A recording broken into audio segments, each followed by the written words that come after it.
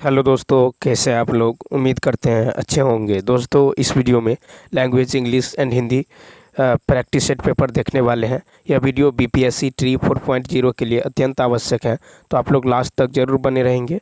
देखिए, लैंग्वेज के total question आपको 30 देखने को मिलेगा, ठीक है, जो 30 अंक का होगा, ठीक है। 30 क्वेश्चन 30 अंक का, ठीक है। ये क्वालिफाइंग पेपर है, इसे क्वालिफाई करना अत्यंत आवश्यक है। तो चलिए शुरू करते हैं क्वेश्चन नंबर फर्स्ट से। देखिए, क्वेश्चन नंबर फर्स्ट है कि she told me don't bother sending me an invitation. कहता choose the correct transformation of the above sentence into indirect speech.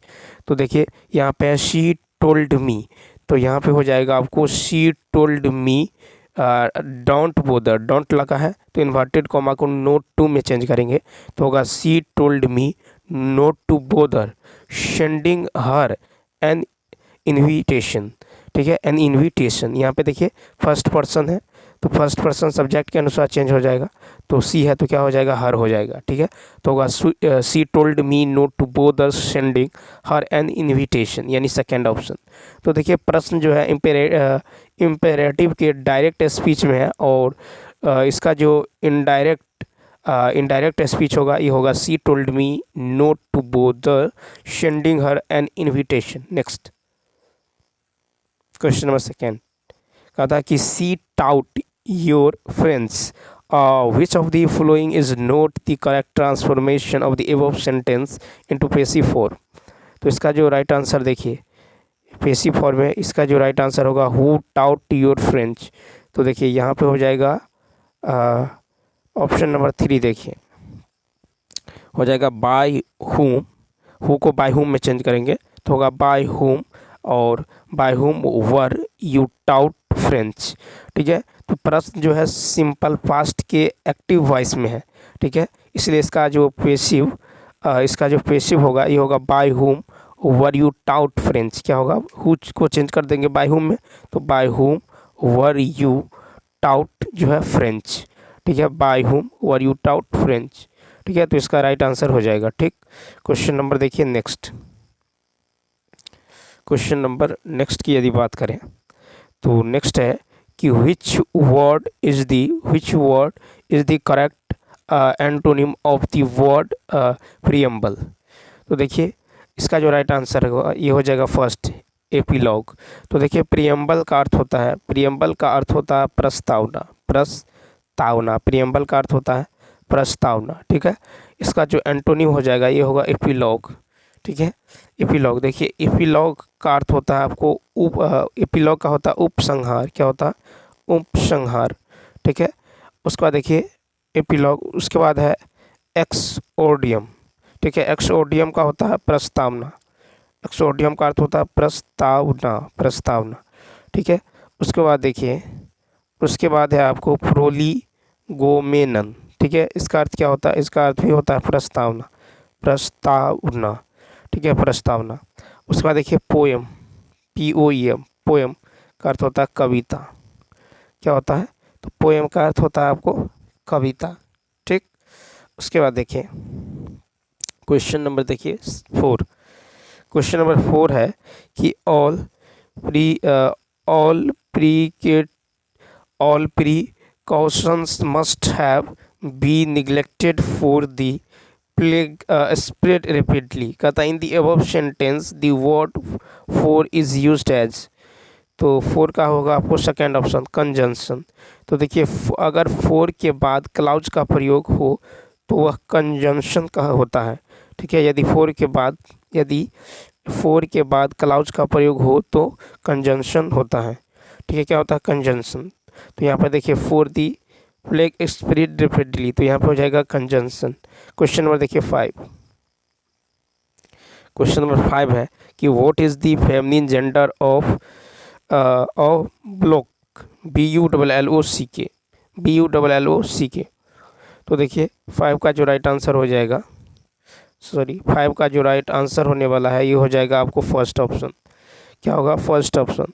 तो देखिए ए heifer, ये नाउन है, a heifer is a young cow, ठीक है, specially one that has not yet given birth to a calf, ठीक है। तो इसका जो राइट आंसर होगा ये हो जाएगा HEIFER। उसके बाद देखिए टाइगर, TIGER, टाइगर मेल है। इसका इसका जो फेमिनिन होगा ये हो जाएगा आपको tigress, TIGRESS, tigress.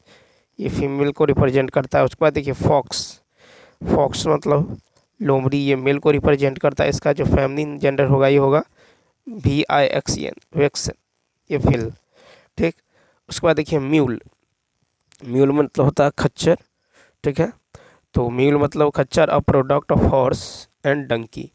Question number देखिए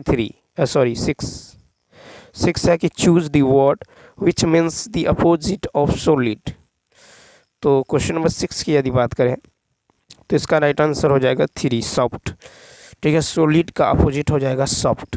देखिए डेंजरस, DANGEROUS, डेंजरस जो एडजेक्टिव है इसका अर्थ होता है खतरनाक, खतरनाक, ठीक है। डेंजरस, खतरनाक। थ्रेटनिंग हो जाएगा, रिस्की हो जाएगा, इसका सिनोनिम रिस्की, ठीक है। रिस्की हो जाएगा, हार्मफुल हो जाएगा, HARMFUL, हार्मफुल हो जाएगा, थ्रेटनिंग हो जाएगा। उसके बाद देखिए सॉलिड की यदि बात करें, सॉलिड, तो सॉलिड जो है ये भी एडजेक्टिव है और इसका अर्थ होता है कठोर। क्या होता है? कठोर, ठीक है। कठोर एवं दृढ़, कठोर एवं दृढ़ यानी हार्ड एवं फिर्म। उसके बाद देखिए सॉफ्ट की यदि बात करें, सॉफ्ट एडजेक्टिव है और इसका अर्थ होता है मुलायम, मुलायम, सॉफ्ट का मुलायम, नॉट हार्ड टू फिर्म, ठीक। उसके बाद देखिए क्वेश्चन नंबर 7, क्वेश्चन नंबर 7 है कि choose the word which means the same as moving. तो देखिए मूविंग का हो जाएगा आपको मोबाइल। क्या होगा? मोबाइल। तो यहाँ पे यदि देखें मूविंग मोबाइल, क्वेश्चन नंबर 7 का होगा 3। टर्निंग, देखिए TURNING, टर्निंग क्या है? तो टर्निंग है नाउन, ठीक है। टर्निंग मतलब होता है मोर, इसका सिनोनिम हो जाएगा टर्न, टर्न हो जाएगा, जंक्शन हो जाएगा, ठीक है। मूविंग की बात करें तो देखिए मूविंग एडजेक्टिव है। मूविंग क्या है? तो मूविंग जो है एडजेक्टिव है, मूविंग एडजेक्टिव है और इसका अर्थ होता है गतिमान। मूविंग का अर्थ होता है गतिमान, ठीक है, गतिमान, ठीक है। That moves, changing, places, mobile, ठीक है। तो इसका जो है मूविंग हो जाएगा आपको गतिमान, इसका सिनोनिम हो जाएगा आपको मोबाइल। क्या होगा? मोबाइल। नेक्स्ट क्वेश्चन कहता dot U work hard you will fail, supply correct conjunction. तो 8 का यहाँ पे देखें तो फर्स्ट ऑप्शन क्या हो जाएगा? फर्स्ट ऑप्शन देखिए कहता है you work hard you will fail, ठीक है। निगेटिव है बात हो रहा है तो यहाँ पे हम क्या करेंगे? जो है अनलेस का यूज करेंगे। क्या करेंगे? अनलेस, यानी unless you work hard you will fail, ठीक है। अनलेस का मतलब होता है यदि डॉट नहीं, यदि डॉट नहीं, ठीक है, यदि डॉट नहीं, ठीक है। तो यहाँ पे हो जाएगा जो है unless you work hard, unless you work hard you will fail, ठीक है।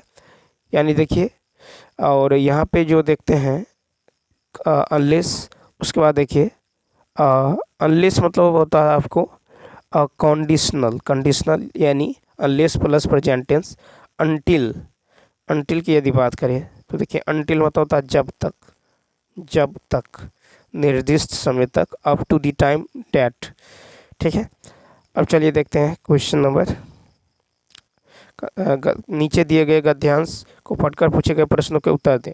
देखिए कहता बद्री नारायण चौधरी प्रेमघन ने आनंद कादम्बिनी में दृश्य रूपक एवं नाटक शीर्षक से लेखमाल माला प्रकाशित की, किंतु उनका यह निबंध भारतेंदु के निबंध की तरह व्यापक और समावेशी न था। भारतेंदु युग में पत्र पत्रिकाओं का प्रकाशन विपुल रूप से होने लगा था और साहित्यिक पत्रिकाएं हिंदी जगत को खूब समृद्ध कर रही थी। आलोचना के पहले चरण का विकास पत्र पत्रिकाओं में छपने वाली पुस्तक, समीक्षा और निबंधों में दृष्टिगोचर होता है। आचार्य शुक्ल ने इस युग में होने वाली आलोचना को समालोचना शीर्षक से जो है अभिहित किया, जिसका उद्देश्य था कि गुण दोष का विवेचन इस युग की प्रमुख पत्रिकाओं में भारतेंदु के संपादन में कविवचन सुधा 1868 और हरिश्चंद्र चंद्रिका 1873 में समीक्षा के स्तंभ रहते थे। अन्य महत्वपूर्ण पत्रिकाओं में बालकृष्ण भट्ट की हिंदी प्रदीप 1877, प्रताप नारायण मिश्र की ब्राह्मण 1883 और प्रेमघन की जो आनंद कादम्बिनी 1881 थी। उसी समय श्रीनिवास का नाटक संयोगिता स्वयंवर 1886 प्रकाश में आया। बालकृष्ण भट्ट और प्रेमघन ने इस नाटक की समीक्षा की। भट्ट जी की आलोचना का शीर्षक था सच्ची समालोचना। भट्ट जी ने इस नाटक के ऐतिहासिकता की पड़ताल की। तो 9 है कि अभिहित का अर्थ है, तो होगा दूसरा ऑप्शन उल्लिखित। तो अभिहित का अर्थ उल्लिखित है, ठीक है। नेक्स्ट क्वेश्चन, गद्यांश में उल्लिखित युग की आलोचना का उद्देश्य था, तो सेकंड ऑप्शन गुण दोष का विवेचन, ठीक है, गुण दोष का विवेचन। नेक्स्ट क्वेश्चन देखिए 11 है कि भट्ट जी ने सच्ची समालोचना शीर्षक से किस नाटक की आलोचना की। 11 का होगा 3 संयोगिता स्वयंवर। तो भट्ट जी ने सच्ची समालोचना शीर्षक से संयोगिता स्वयंवर की जो है आलोचना की है। नेक्स्ट देखिए क्वेश्चन नंबर 12 है कि पूत सपूत तो क्यों धन संचय, पूत कपूत तो क्यों धन संचय, इस पंक्ति में कौन सा अलंकार है। तो देखिए 12 का होगा लटानुप्रास अलंकार, यानी तीसरा ऑप्शन। लटानुप्रास अलंकार की परिभाषा जब एक शब्द की आवृत्ति उसी अर्थ में हो पर तात्पर्य अन्वय में भेद हो, तो वहाँ लटानुप्रास अलंकार होता है। जैसे पूत सपूत तो क्यों धन संचय, पूत कपूत तो क्या धन संचय, ठीक है। क्वेश्चन नंबर नेक्स्ट 13 है कि नाक दबाने से मुंह खुलता है, इस लोकोक्ति का अर्थ क्या है। तीसरा ऑप्शन कठोरता से कार्य सिद्ध होता है। क्वेश्चन नंबर नेक्स्ट देखिए, नेक्स्ट है कि निम्नलिखित वाक्यों में से मिश्र वाक्य ज्ञात कीजिए। 14 का होगा 3 मुझे देखा और चोर भाग गए, ठीक है। जिस वाक्य में एक प्रधान उपवाक्य तथा एक से अधिक उपवाक्य हो उसे मिश्र वाक्य कहते हैं। उदाहरण, जब चोर ने मुझे देखा तो भाग गया। नेक्स्ट क्वेश्चन कहता आपसे अरसे के बाद मुलाकात हो रही है, इस वाक्य में किस प्रकार की क्रिया विशेषण का प्रयोग हुआ है। तो 15 का होगा कालवाचक। कालवाचक क्रिया विशेषण में किसी क्रिया के होने के समय का बोध होता है। उदाहरण, आपसे अरसे के बाद मुलाकात हो रही। नेक्स्ट क्वेश्चन देखिए, यथा समय शब्द में कौन सा समास है। तो यहाँ पे हो जाएगा आपको अव्ययी भाव समास। तो जिस समास का प्रधान पद प्रधान होता है और प्रथम पद का अव्ययी होता है उसे अव्ययी भाव समास कहते हैं। उदाहरण, यथा समय भरपेट आजन्म। क्वेश्चन नंबर 17 है कि इस करुणा कलित हृदय में अब करुणा कलित रागिनी बजती। इन पंक्तियों में करुणा कलित अभिव्यक्ति में कौन सा अलंकार है। 17 का फर्स्ट 6 का अनुप्रास अलंकार, ठीक है। तो 6 का अनुप्रास अलंकार, ठीक है, क्या हो जाएगा, इस करुणा कलित हृदय में अब करुणा कलित रागिनी बजती, यानी 6 का अनुप्रास अलंकार। नेक्स्ट क्वेश्चन नंबर देखिए 18। क्वेश्चन नंबर 18 है प्राकथन शब्द में कौन सा उपसर्ग है। तीसरा ऑप्शन प्राक।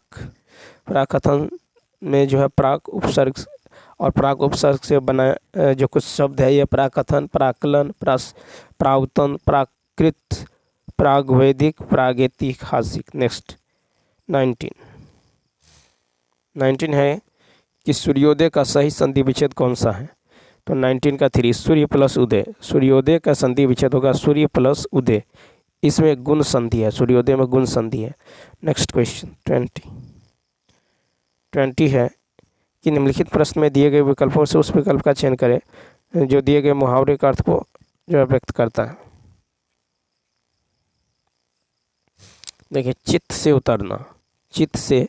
उतरना, इसका राइट आंसर होगा कि उपेक्षित होना, ठीक है। चित्त से उतरना, उपेक्षित होना। 21 नंबर कहता जिसका विभाजन नहीं किया जा सके उसके लिए एक शब्द क्या होगा, तो फर्स्ट अविभाज्य, क्या होगा, अविभाज्य। नेक्स्ट क्वेश्चन नंबर देखिए 22, इनमें से कौन सा शब्द किरण का पर्यायवाची शब्द नहीं है, तो फर्स्ट रोश, ठीक है, किरण का पर्यायवाची होगा रश्मि, अंशु, केतु।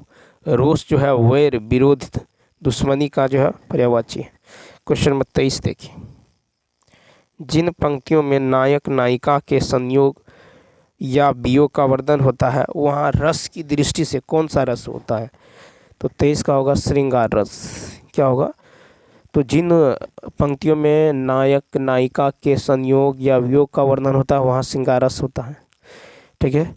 इसका स्थायी भाव रति है। नेक्स्ट क्वेश्चन देखिए 24